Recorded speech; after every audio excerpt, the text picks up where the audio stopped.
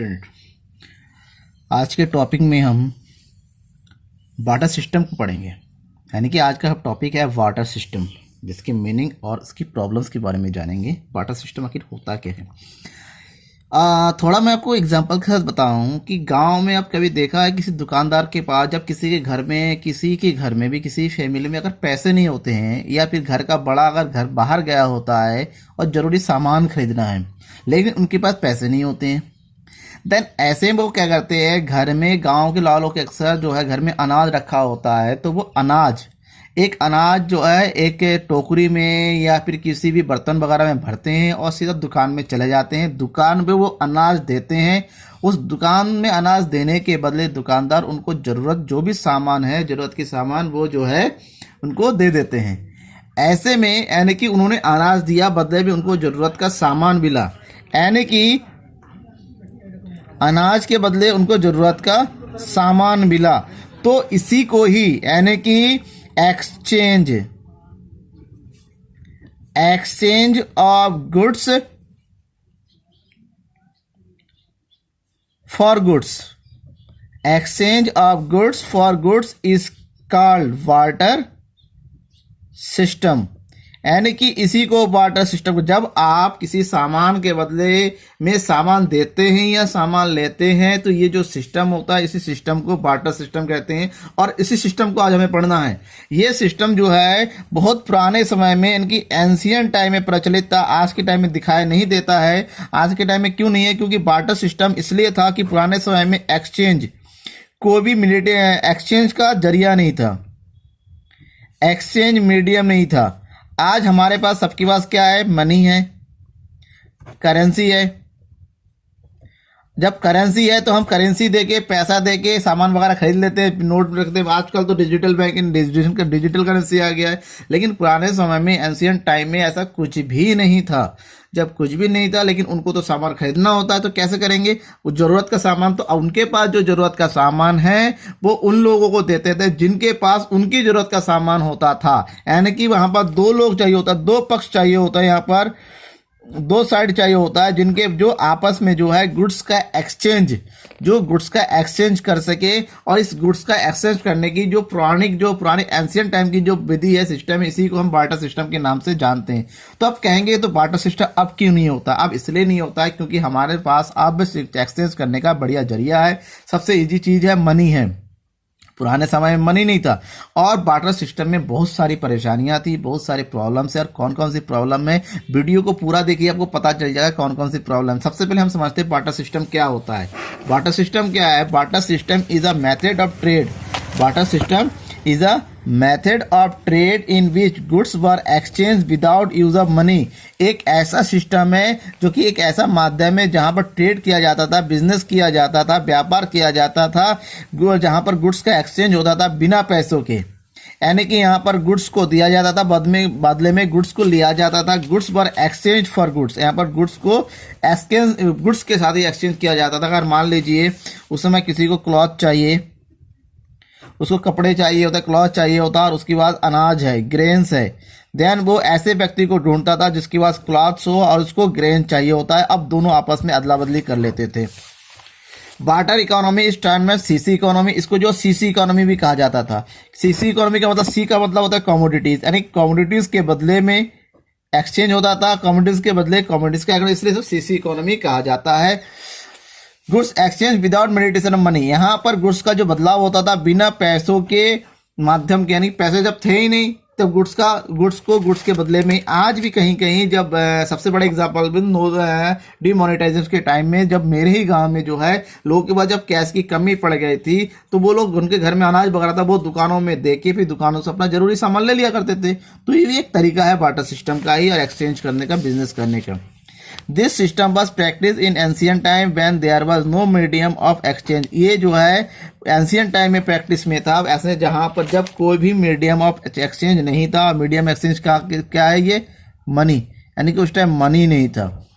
अब तो चलिए, तो पता चल गया बार्टर सिस्टम क्या है। अब बार्टर सिस्टम जो है आज के टाइम में प्रचलन में नहीं, क्यों नहीं है? आज के टाइम में ये प्रैक्टिस में इसलिए नहीं है क्योंकि बार्टर सिस्टम के सामने बहुत सारे प्रॉब्लम्स थे। सबसे बड़ी प्रॉब्लम इसकी क्या थी, जैसे मैंने बताया था बार्टर सिस्टम के दो लोगों का होना जरूरी है, एक यहाँ पर और एक यहाँ पर, और दोनों के पास एक दूसरे की जरूरत पूरी होनी चाहिए। अगर ऐसा नहीं, अगर मान लीजिए इसके बाद भी सामान इसके पास भी, लेकिन दोनों अगर आपस में सहमत नहीं तो एक्सचेंज, ऐसे में बड़ी प्रॉब्लम होती थी। दूसरी बात, सामान को एक जगह से दूसरी जगह पर लेके जाना और लेके आना, सामान को बहुत समय तक बचा के रखना, इसमें बहुत सारी प्रॉब्लम है। तो कौन कौन सी मेन प्रॉब्लम है आज हम उसको पढ़ते हैं। यानी कि हम जो पढ़ेंगे प्रॉब्लम्स ऑफ बार्टर सिस्टम की कौन कौन सी प्रॉब्लम है। बार्टर सिस्टम की सबसे बड़ी प्रॉब्लम को हम समझते हैं। सबसे बड़ी प्रॉब्लम का नाम है, वो दिया हुआ है, लैक ऑफ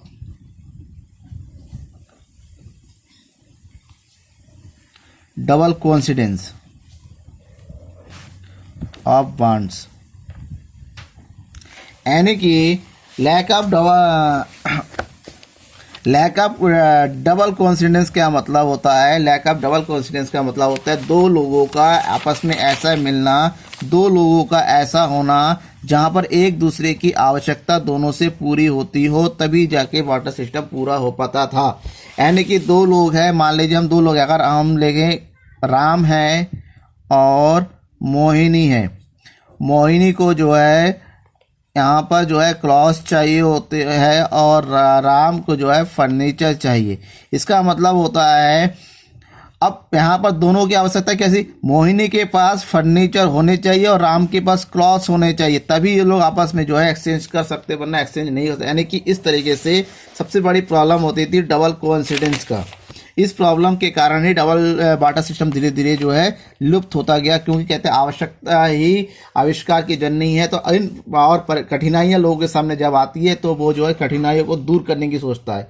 तो बार्टर सिस्टम की जो प्रॉब्लम्स है उसको दूर करते करते धीरे धीरे मनी का ही। दूसरी जो प्रॉब्लम है लैक ऑफ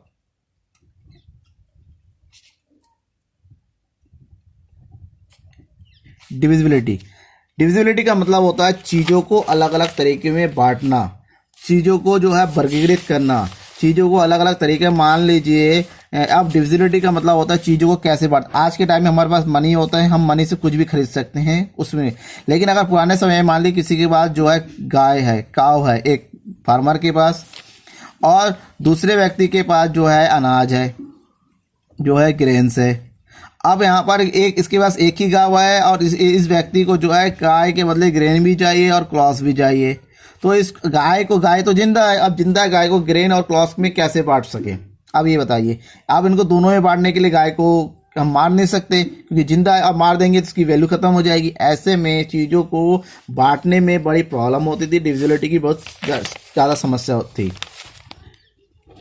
नंबर थर्ड, सबसे बड़ी प्रॉब्लम नंबर थर्ड में lack of store value, lack of store of value. Store of value, अब स्टोर ऑफ वैल्यू का मतलब होता है आज जब हम कुछ कमाते हैं, आज हम कुछ भी अर्निंग करते हैं, तो फ्यूचर में उसको बचा के रखने सोचते हैं।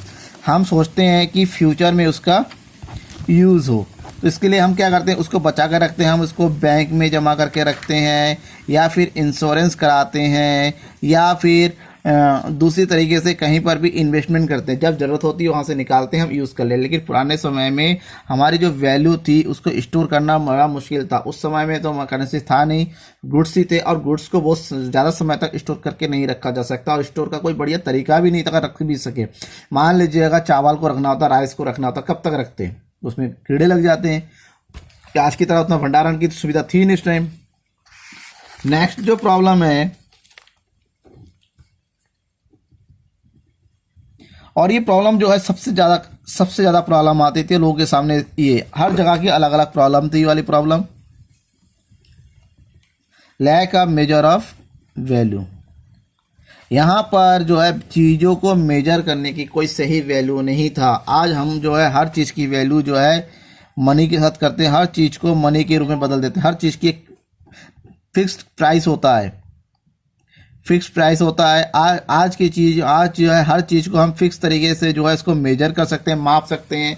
हमारे पास आज किलो है, हमारे पास आज लीटर है, हमारे पास आज डिस्टेंस को मापने का तरीका है। पुराने समय में ऐसा कुछ भी नहीं था। वैल्यू को कैसे मापे, उस वैल्यू को किस तरीके से जो है, अगर मान लीजिए किसी के पास गोल्ड था, उसके पास बहुत ज़्यादा मात्रा में गोल्ड है और उसके बदले में उसको गिरे चावल चाहिए, देन गोल्ड और चावल की वैल्यू तो बराबर हो गई, क्योंकि गोल्ड की वैल्यू किसी को पता नहीं रहेगी, चावल की वैल्यू किसी को पता नहीं। ऐसे में जो है किस तरीके से जो है एक दूसरे की वैल्यू को चेंज मापे, इसकी बहुत बड़ी और नेक्स्ट है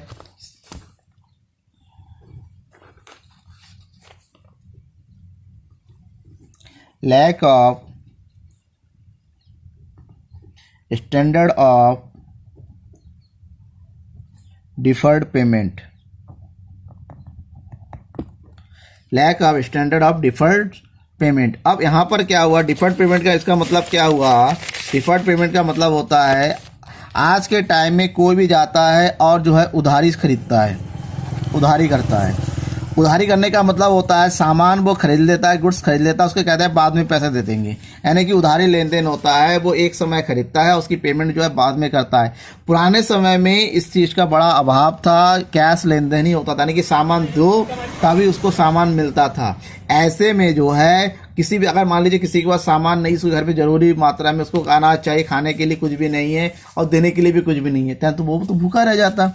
तो उस समय इसकी भी सबसे बड़ी प्रॉब्लम थी। आज के टाइम में हम किराना स्टोर में सबसे बड़ा एग्जांपल देखिए, किराना स्टोर में लोग जाते हैं, कहते खाते में लिख लो, वहाँ पर कोई भी सामान खरीद के लेके आ जाते हैं और जब उनके पास पैसे जाते हैं इकट्ठा पैसे जमा कर देते हैं। बहुत बढ़िया सिस्टम है पैसे होने से, लेकिन पुराने समय में ऐसा कुछ भी नहीं था। ये रही आपकी बार्टर सिस्टम की सबसे मेन प्रॉब्लम्स।